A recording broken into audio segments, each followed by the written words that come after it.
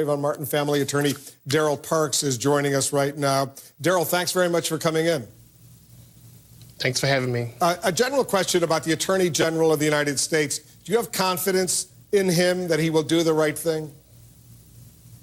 I have every confidence that the Attorney General will use the resources of the federal government to look into this matter. I happen to be part of the meeting when the Justice Department had their first meeting with the family, and we were able to see the resources that the federal government has used to investigate this case. So I know that they have gotten the information initially.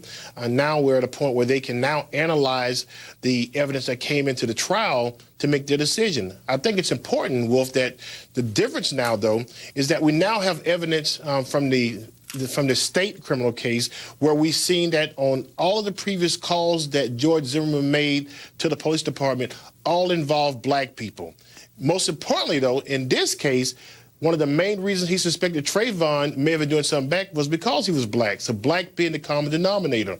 Now, we've always said that the race is an undertone in this case, but however, the evidence now is a little bit stronger and better in this case for the Justice Department to consider. Why didn't the That's the difference now. Why didn't the state prosecutors bring those issues into this? They didn't talk about race. At one point they mentioned profiling, but it wasn't necessarily racial profiling. Why didn't the prosecutors raise those issues in this case? Well, I think it was right. Again, first of all, as you started your piece off, we don't like to talk about race. So it was logically and strategic that they not do it and that they use criminal profiling because he was criminally profiled. He had developed a profile that the people who were doing the robberies were all black and all looked a certain way. So black being the common denominator here. So they were totally correct not to make race the issue, but to make criminal profiling the issue. Yeah, they didn't bring in race at all in the course of those 3 weeks of testimony. What do you want to hear from the President of the United States? What is the family? Let me rephrase it. The Trayvon Martin family, the mom and the dad, the brother, what do they want to hear from the President? Well, I think the President's statement that he made in writing is totally appropriate. The President should not chime into this conversation while it's clearly a Justice Department issue.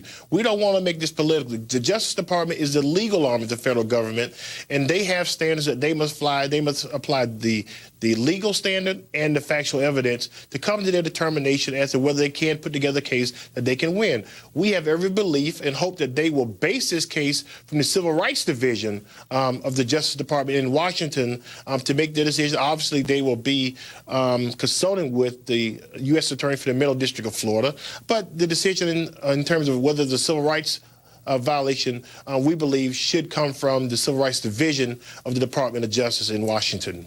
Tell us how the parents, the mom and the dad, Tracy Martin, Sabrina Fulton, how are they coping? How are they dealing with this not guilty verdict?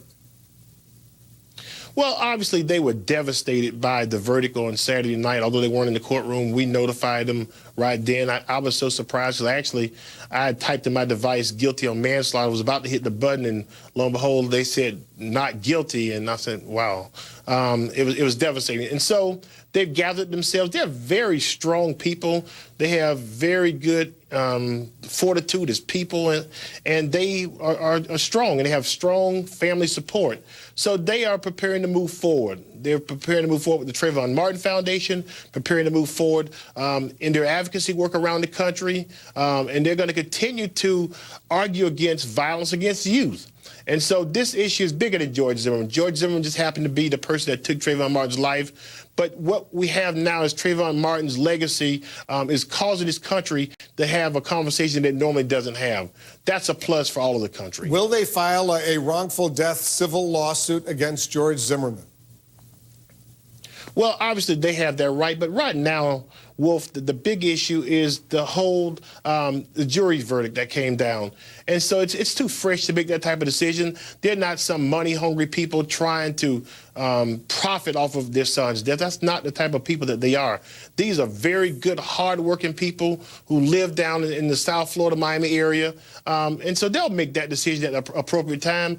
Right now, though, they believe that their son's legacy has been dealt an injustice, and they are happy and encouraged by the fact that so many other people feel that this is an injustice and that our government should answer in some way. You think we'll be seeing them anytime soon, doing interviews, anything along those lines, or making a statement, doing an availability with the news media? Well, you know, it's funny. Ben and I talked about that today in our lunch meeting regarding some of the issues going on here, and we're going to talk with them. But this is a highly emotional, sensitive, very personal for our clients. And so unlike they've had their moments, even in the past as we've built up to the trial, where it's been difficult for them to go on, where we've had to try and talk with them. Now that we've had this very deafening event on Saturday, they have to gather themselves. So they'll gather themselves, and then at the appropriate time, whenever they are ready, they will make a statement. Daryl Parks, thanks very much for joining us. Thank you for having me, Wolf. Daryl Parks is the attorney for the Trayvon Martin family. When we